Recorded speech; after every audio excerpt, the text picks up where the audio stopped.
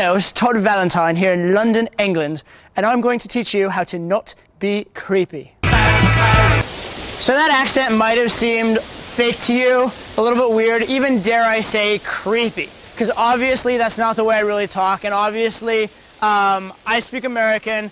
A proper English accent would be, something different, and that was something in the middle. There's some weird kind of like mixed mishmash that nobody really talks like in real life.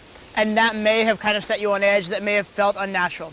All right, the same thing happens in many areas of life, and this phenomenon is what we call the uncanny valley. This is something that's discovered in robotics and in film, where when something appears very inhuman, you don't have a very high emotional reaction to it. The closer it becomes to human, you start to have a more and more emotional reaction to it in a positive way. However, if something gets very, very close to human, but isn't quite human, there's something a little off, there's this phenomenon where you have a very adverse reaction to it. For example, like a corpse is very human looking, but it creeps people out, or a zombie would be another example. Or sometimes you may have seen like a doll that looks a little bit too human, but there's something just not quite right. Or another example is bad plastic surgery. So things like this, they're very off-putting because they're not quite human, but they are on the progression of becoming more and more human-like. Then if you continue further on to actually human, then you have like this item that can have the most positive response and the most positive emotions associated with it. So it's this weird situation where you're going along a continuum, you get to a certain point, it gets much worse, but that's a necessary step in the process of getting better. A very similar thing happens in game. A lot of guys come into game and they're very normal and natural, but they're normal and natural at this place of low value. They're normal and natural as a guy who's not very assertive, doesn't really have any negative spikes in his dialogue, isn't really going to rub anyone the wrong way, isn't really taking a lot of risks. And so he gets by, he's well tolerated, but he's not really going to get the things he wants in life. He gets walked all over, women don't even pay attention to him, etc., etc. Then this guy gets into game and he learns some techniques. He learns how to break rapport with his tonality. He learns how to maybe tease the girl a little bit and give her some negative emotions here and there. And what happens is it's very incongruent. So now all of a sudden, instead of being nice and normal and being tolerated, all of a sudden he's getting massively negative reactions. He has achieved in game the valley of the uncanny. However, if he persists and comes through on the other side, if he actually embraces those traits that he's trying to fake, if he actually becomes the high value guy instead of just trying to be perceived as the high value guy, he will actually receive really positive reactions, and that's when you get tons and tons of positive responses. Actually, it's interesting.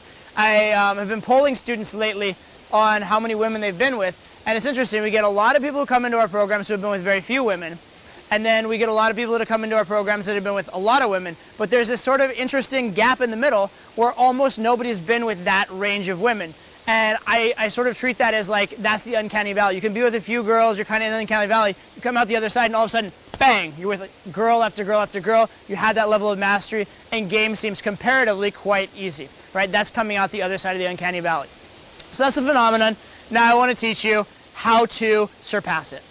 So what is the solution to the paradox of the uncanny valley? What is the solution to learn pickup without being creepy? Well, solution number one is put in your time. Fake it till you make it. You're going to get positive reference experiences. You're going to get some positive feedback from certain things you do. And fortunately, your brain is the best mechanism that's ever been invented on this planet for taking chaos and creating order. So you're going to take the times when you do something well, you're going to get that positive feedback, and your brain's going to sift through it, figure out how to do it right, and you are going to learn, right? So part of it is just time and practice, which I know that's never the advice you want to hear, but it is an essential part of pickup. However, the more times that you do go out there, the more actively you go out there, the more you will get that practice effectively. And also, it's very, very important you don't get discouraged. It's very, very common that people get discouraged when learning pickup. Most guys, they get to that first plateau, they're getting better for a bit, they get that first place where they start getting more negative reactions, or the girls start giving them more than they can handle, they start getting excessive shit tests, etc. They take their first big blowout, and they just fucking quit. All right, resilience is essential. I've been rejected more times than you can possibly imagine, but I've also had more crazy adventures with more hot girls than you can imagine as well. Okay, so that's the thing is, understand that it's a process, understand resilience. If you want to make the process of learning game easier, get out of that uncanny valley, not be creepy, and accelerate your learning curve, here is how to do it.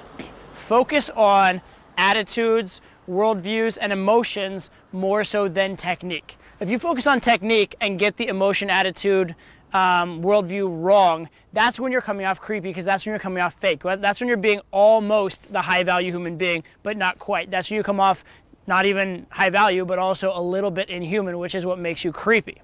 All right, but if you get the core right and get the actions coming from that core, that's when you're congruent, that's when you're believable, that's when you're charismatic, and that's when you're non-creepy. As an example of this, I used to take acting classes out in LA. I didn't take them for that long, but I found them very, very informative. Because what would happen for me is when I would read a script, I would immediately try and be like, I should be angry here, I should be sad here, I'd try and act angry and act sad, etc. And then I'd watch myself on camera, and it would look horrendous. It would look fake, unbelievable, there would be no emotion behind it, it would be absolutely terrible. And then what I had to do was think to places in my life when I was feeling those emotions, think through the experience of it, and actually put myself through going through that journey as a character. And then instead of saying the line and trying to be sad and saying the line and trying to be angry, I just had to say the line, and it would come out very, very well. I'd be charismatic, I'd be believable. I even once made myself cry on command. So when I was acting based on like technique, based on trying to create an image, it didn't work. But when I was creating the reality inside of myself and letting the image just be whatever it was, from getting the inner game part right, that's when it came off well. So my suggestion to you is all the technique in the world is great, and especially if you watch my videos, you'll see a lot of technique, but never let the technique supersede the inner game. Never have technique without soul. Make sure that it's coming from the right place, the right belief system, and that the beliefs, the attitudes, and your thoughts about yourself come first. The techniques are only secondary. All right, so get out there, get that practice, that's essential, but practice you first, technique second. Till next time.